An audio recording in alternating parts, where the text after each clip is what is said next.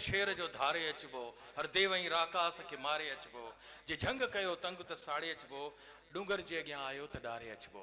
हाफ़िज़ निज़ामानी साहब जे लाइ जेतिरा बि तव्हां वटि हथ आहिनि मिलाए जोड़ी जोड़ी करे, छो त अहिड़ा शाइर सदियुनि में पैदा थींदा आहिनि जेके सिंध जो आवाज़ बिस्मिल्लाहिर्रहमानिर्रहीम। असीं उन चौवटे ते बीठा आहियूं, शेर त अलाए कंहिंजो आहे। हर कदम ते करबला, हर करबला में लख यज़ीद, करबला हिकिड़ी हुजे त मातम कजे आहे मोमिनो।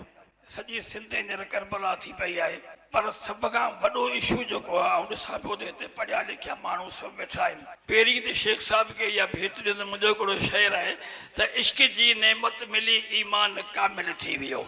सिंध ते पोइ था अचूं, इश्क जी नेमत मिली ईमान कामिल थी वियो, दुनिया जॾहिं मूं तां खिली ईमान कामिल थी वियो। ख़ारजी पासन खां मूं ते खर वॾा हमला कया, ख़ारजी पासन खां मूं ते खर वॾा हमला कया, यादि मूं कयो या अली ईमान कामिल थी वियो। इश्क जी नेमत मिली ईमान कामिल थी वियो। शेख साहिब खे अल्लाह तबारक व तआला उहा नेमत अता कई ऐं रब साईं हिन खे उन राहत वठी आयो। शरीयत खां मथे ॿी का शराफ़त का बि कान्हे का। मूं ते माण्हू इलाही शक कंदा आहिनि त ख़बर न आहे हाफ़िज़ मुस्लमान बि आहे या कोन्हे, पर आऊं अॼु बि जेसीं उथंदो आहियां कलाम पाक जो विर्द न करियां ऐं उनखे सम्झां न त मूंखे तस्कीन कोन ईंदी आहे।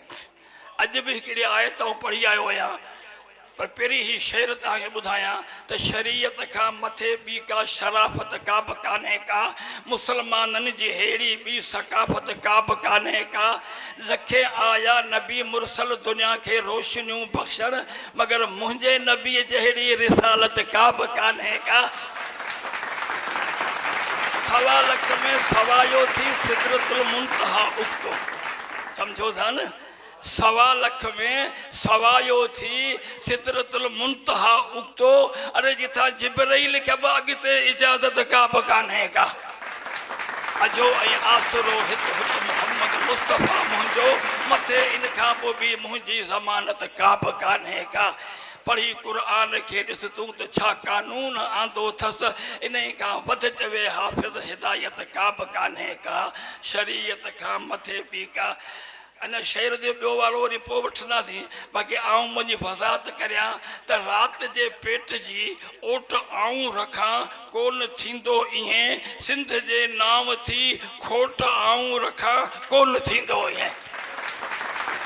पाण चाहे हुजूं न हुजूं हर्ज कोन्हे इहो, पंहिंजी तारीख़ में टोट आऊं रखां कोन थींदो ईअं। माॻिते जे न पोतसि मिड़ो ख़ैर आ, साथ अध में छॾे मोट आऊं रखां कोन थींदो ईअं। अरे बुज़दिली खे त कई था बहाना मिलनि, बुज़दिली खे त कई था बहाना मिलनि, ओ बेज़मीरनि अॻियां वोट आऊं रखां कोन थींदो ईअं। ॻाल्हि हाफ़िज़ जी हूंदी हक़ीक़त भरी, सोच पंहिंजी छॾे नोट आऊं रखां कोन थींदो ईअं। राति जे पेट जी ओट आऊं रखां कोन थींदो ईअं, सिंध जे नाम थी खोट आऊं रखां कोन थींदो ईअं। महिरबानी।